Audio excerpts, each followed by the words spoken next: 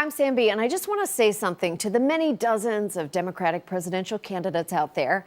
I mean, of course, I was disappointed that none of you announced your candidacy on my show, but you know what's the next best thing? Dropping out on my show. I will throw you a kick-ass dropout party, including acceptable reasons you're stepping aside, such as spending more time with my family, party unity, or I am Tulsi Gabbard. What's going on, guys? This is Henry Zamota, and today I wanted to go over some of the very bizarre, weird hit pieces that have been released over the past couple of days, following up a debate, really, of Tulsi Gabbard. And we all knew this was going to happen.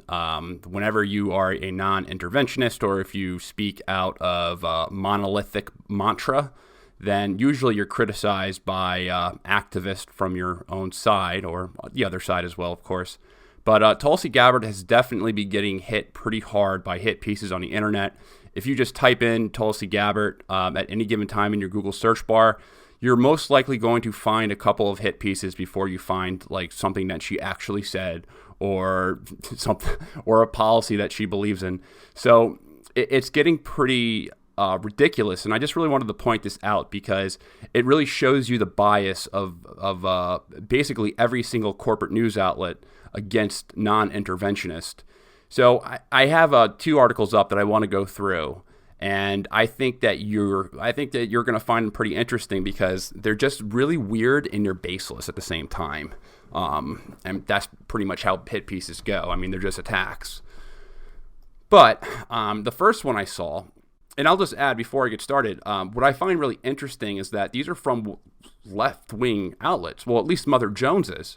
I've always had faith in Mother Jones to be, at the very least, pretty consistent when it came to issues of foreign policy. But I guess things have changed, or maybe I just haven't been paying attention long enough to Mother Jones to see kind of like their war hawk mentality come through. But it's very, very strange to me because for some reason I was under the impression that Mother Jones was pretty good on foreign policy, but I guess I was wrong about that. But I'm going to go through this. The headline: Internet trolls are raving about Tulsi Gabbard's debate performance, and they're calling her mommy. Which is pretty funny, I will admit. Mommy is a pretty good name for her. The Hawaii Democrat continues to draw support from elements of the alt-right.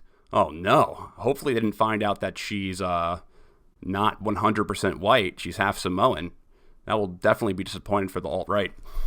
So let's go through the article and let's call out the bullshit. So the internet far-right thinks Hawaii Rep. Tulsi Gabbard stole the show during Wednesday's Democratic presidential debate.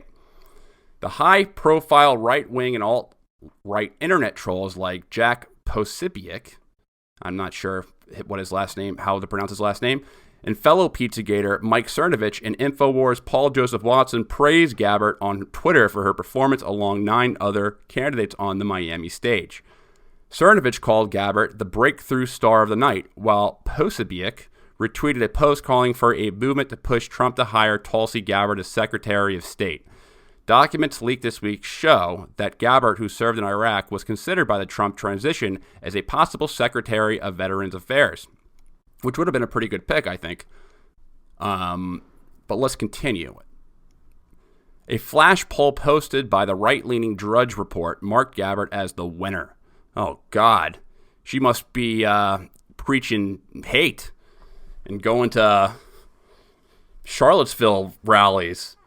If Drudge Report marked Gabbard as the winner, which I'm surprised because I was under the impression that Drudge Report was pretty hawkish as well, but maybe not. While such surveys are statistically meaningless, the morning after debate, Watson tweeted, referencing the poll, "Leftists are furious Tulsi Gabbard won the debate. She was the only authentic person on that stage. What does that tell you? #Drudge." Well, what they're trying to kind of insinuate in this article is that everyone who participates in any type of online poll that comes from a right-wing outlet, they must be a bot because Trump didn't win the election, right? Like, everyone who voted for Trump must have been a bot. And somehow they got their vote counted.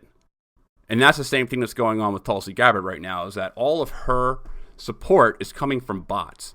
I don't know, maybe these people who are taking the Drudge Report poll actually like her. And maybe a non-interventionist foreign policy has more than just a progressive appeal. Maybe it appeals to a lot more people than just that. I don't know if anyone's ever thought about that before. And we're living in a bizarro world right now, because if you told me in 2003 that the right-wing outlets would be more critical of U.S. foreign policy than the left-wing outlets, I would call you mad. And it's not even a Republican-Democrat thing right now, because the person in office is a Republican. And the right wing's been critical of that foreign policy. So it tells you something. And not everyone from the right wing, of course, but there's a part of the right wing which people try to label the alt-right, which is bizarre, that they say are non-interventionist. But let's continue. Users on the notoriously racist and sexist message boards, 8chan and 4chan, which both served as internet hubs for far-right trolls, voiced their support for Gabbard on debate night. In 8chan's overall discussion thread for the event, Gabbard was mentioned far more than any other candidate. Users on 4chan also made several discussion threads dedicated to Gabbard's night at the debate, affectionately referring to her as Mommy, which I think is a really funny name. Honestly, I've never been on 8chan or 4chan in my life. I've only heard just negative hit pieces about them, so I really can't speak to what type of content or what the users are posting on there. But I mean, I have zero clue if it's a site that hate memes are going on or anything like that. But I doubt it, just because of how much they're thrown under the bus. I'm just assuming that it's a bunch of people who like to fuck around. Such support for Gabbard isn't entirely surprising. Since January, when Gabbard announced her campaign, elements of conservative media and the far right have been receptive to the Hawaii politician and aspects of her record, especially in foreign policy that don't track neatly with normal progressive or democratic policy positions. This is a surprise to me, because back in the day, I always thought that progressives were pretty strong on foreign policy. I always thought they were pretty strong on being non-interventionist, at least real leftist. I've always felt that I can count on real leftists to get my back when I criticize U.S. foreign policy. But according to Mother Jones, being a non-interventionist is not aligned with the progressive worldview, which does make sense. Some internet right-wingers who also feel like their politics don't match well with most candidates, even Republicans, have felt a common cause. Trolls have been attracted by her isolationist views and her willingness to criticize Israel, a country they believe Trump and other politicians have been too cozy with, along with her accusation earlier this year that the Democrats participated in religious bigotry during their questioning of a Trump judicial nominee. But support for Gabbard in such circles has somewhat faded in the face of a number of other Democratic candidates, including Andrew Yang, who has also caught the attention of segments of the far-right internet troll bloc. Like Gabbard, Yang's relatively unconventional policies, namely his $1,000 monthly universal basic income proposal, have been attractive to 8chan and 4chan users, as well as to personalities on the alt-right, including white nationalist Nick Fuentes, who feel like Trump didn't come through for them. Yang has repeatedly disavowed their support as he tried to carve out his own base of support. So everyone on the internet who's expressing any support for Andrew Yang or Tulsi Gabbard, they're just trolls. They're not real people. They don't count, and they're definitely not going to count in a voting box, right? There's no way they're real people, because who could believe in a non-interventionist foreign policy? It's nuts to believe that the U.S. shouldn't get meddled in empire building. But, this is Mother Jones. What? Bizarre. Now, here's the next one I saw,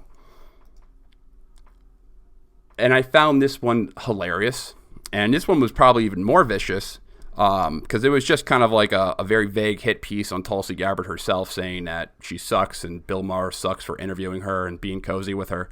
But I'll go through it, and you guys can decide for yourself if you think it's good. Title: Bill Maher treats Tulsi Gabbard with kid gloves. I love you. It's a weird title. I love you. On Friday night, real-time host Bill Maher welcomed Drudge darling Tulsi Gabbard to his late-night show to loud chants of Tulsi, Tulsi from the crowd. Yes, Drudge darling. So you can immediately tell when there's like when there's a malicious hit piece published. Usually they try to make their point that this is a hit piece right in the opening sentence. So what journalists will typically do is that they'll open up with just the most egregious comment they can possibly think of. And this person who wrote this article, I'm not going to name his name, thinks that Drudge darling Tulsi Gabbard is just enough to associate her with crazy right-wingers who believe that, I don't know, we're like pro-life and go to Charlottesville to protest statues and are racist and all that stuff. But that's what the opening line clearly tries to lay out. I love you, Hawaii, offered Maher. I love you and I love Hawaii, offered Maher as soon as they sat down, adding, I want you to stick around.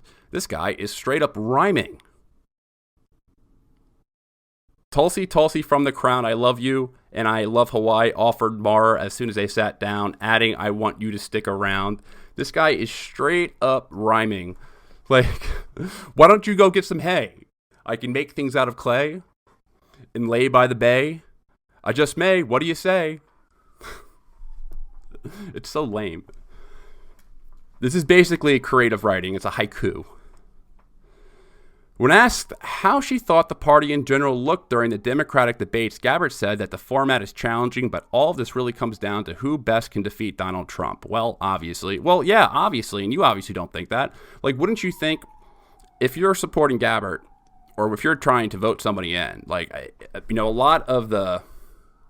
there is a lot of hate for Donald Trump. And I think there's a lot of fair criticism that you can give Donald Trump that's not exactly really touched on by the mainstream media because there's so much just like mantra of Russiagate and there's so much mantra of him being racist and all these other things, and they don't really hold that much substance. And when you criticize somebody, I think you go a lot further when you add substance behind your criticism. When Tulsi Gabbard goes out of her way to take down Trump, destroy Donald Trump, I mean, there's usually a good amount of substance in her criticism. She says things like, I mean, she's a critic of the people that he put in charge in his cabinet, like John Bolton.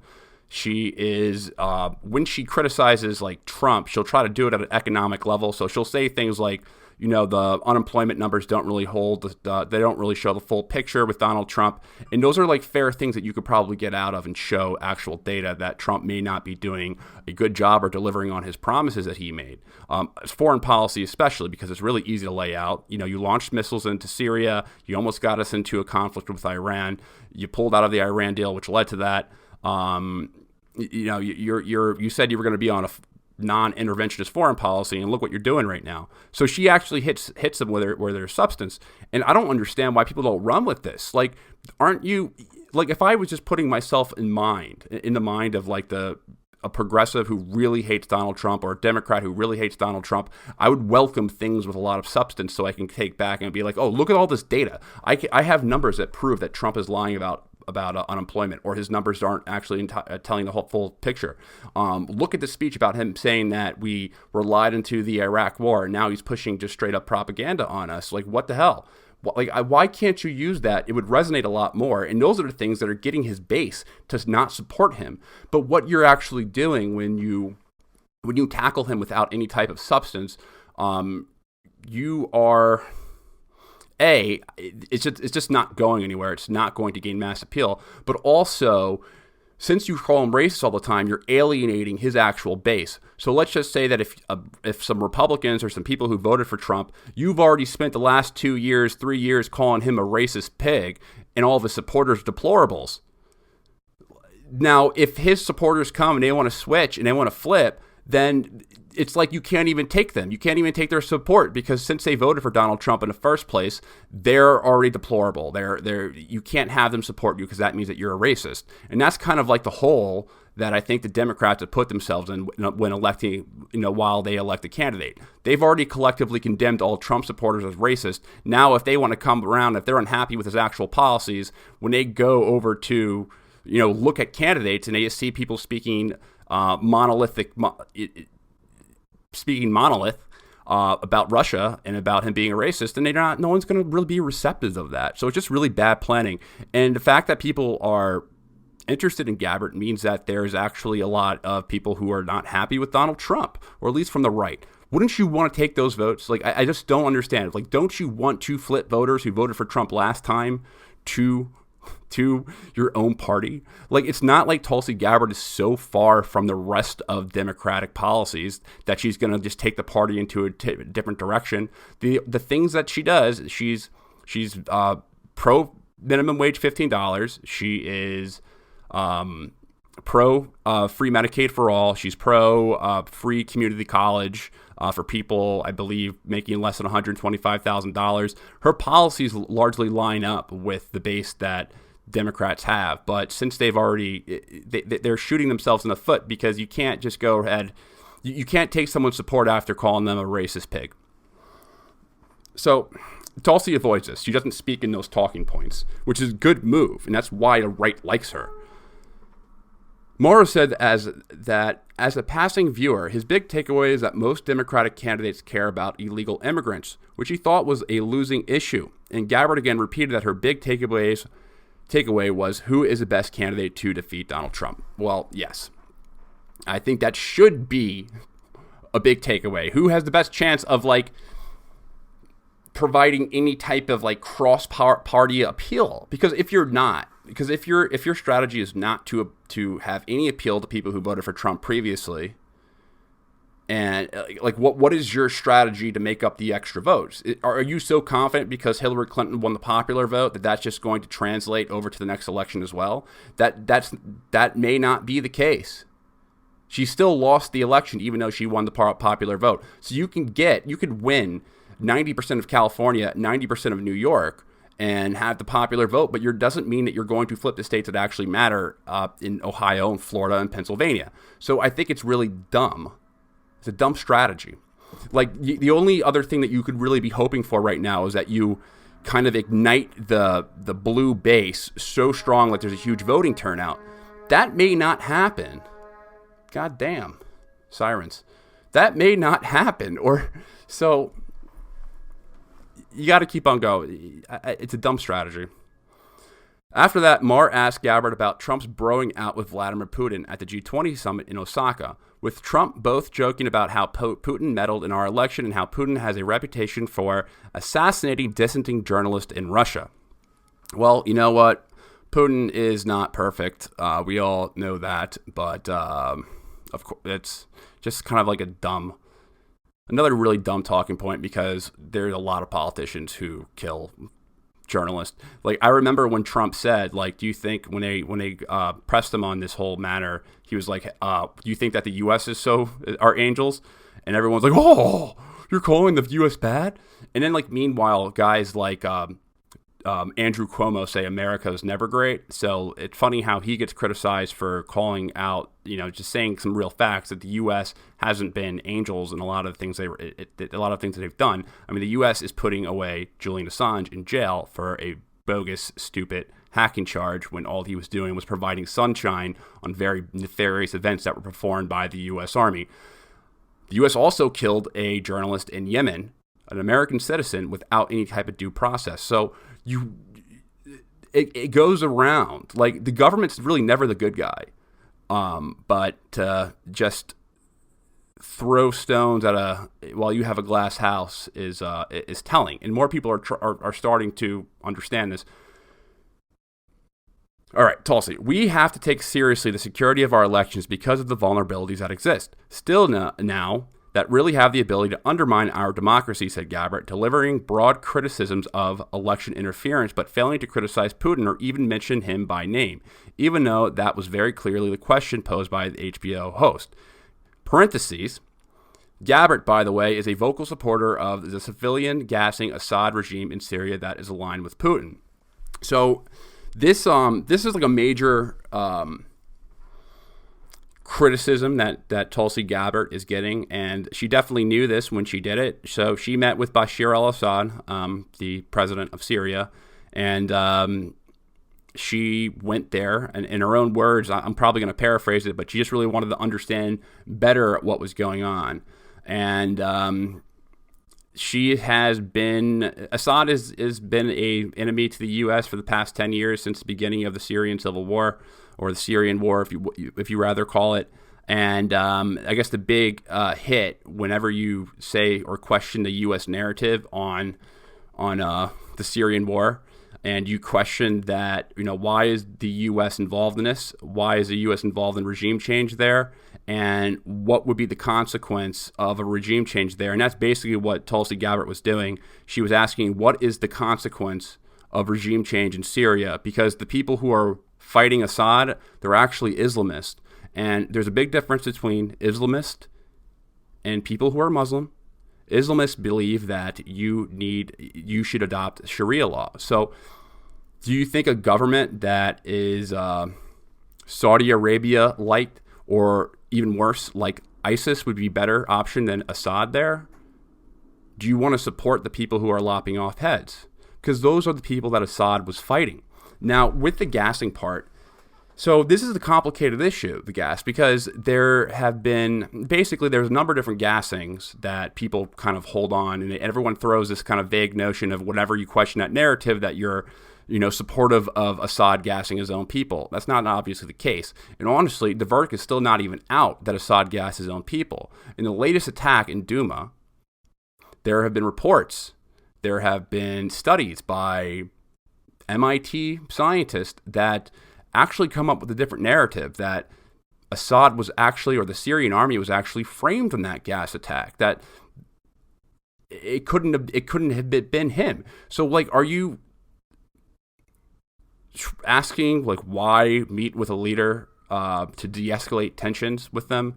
At the same time, there's actual evidence that he may not be the monster that your media is saying that he is, but instead you just take that as, again, you're speaking mantra. Assad gassed his own people, which is a very, very weak talking point.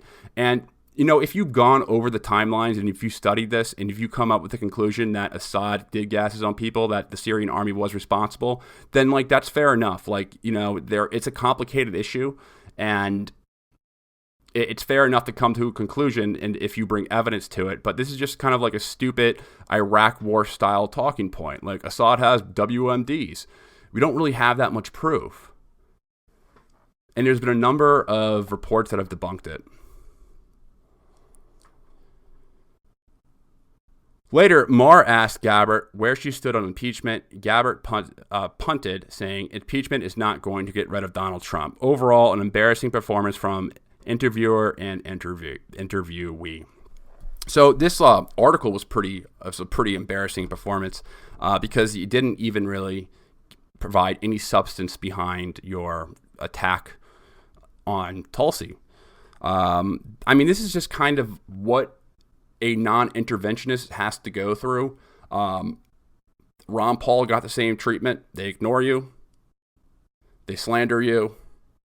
They ignore you, and then when they're not ignoring you, they're slandering you. If you'd remember, she's the only one who was actually attacked for a position that she previously had regarding gay marriage, which is stupid because no politician believed in gay marriage before the majority of Americans wanted to push that agenda, or push, I don't want to say agenda, but wanted to push that movement forward.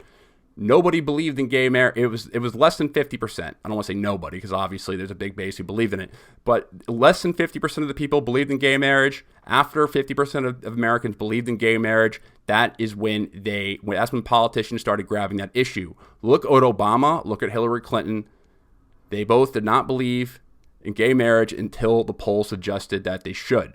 So if you're going to condemn Tulsi Gabbard for this, I think it's really stupid, because a clear look at pretty much every politician, they just jump they jump on popular positions when it's relevant to them. So all in all, really, really stupid article. I just wanted to share this with people to kind of just spread insight on how and why they're smearing Tulsi Gabbard. Mainly, it's just funny to me that, she's actually criticizing Trump with a lot of substance. People are gravitating to it. People, especially people who voted for him, off his policy of not nation building and not expanding the empire. It's just weird that so many people on the left are against it. And I don't want to like condemn everybody on the left because there's excellent progressives on this issue, but it's just really, really disappointed to see that, being a non-interventionist is not even a partisan thing anymore. It's just a straight up like, I'm an interventionist, and it's a lot of that comes from the corporate news. All right. I appreciate everyone for listening to me rant on this subject. I've been trying to get this I've been trying to just like talk about this for a while. Everyone, make sure you listen to the podcast, Bro History, Geopolitics, and Foreign Policy, and help this YouTube channel out. Subscribe to it, like it, all that stuff. Thank you so much for joining me. Peace.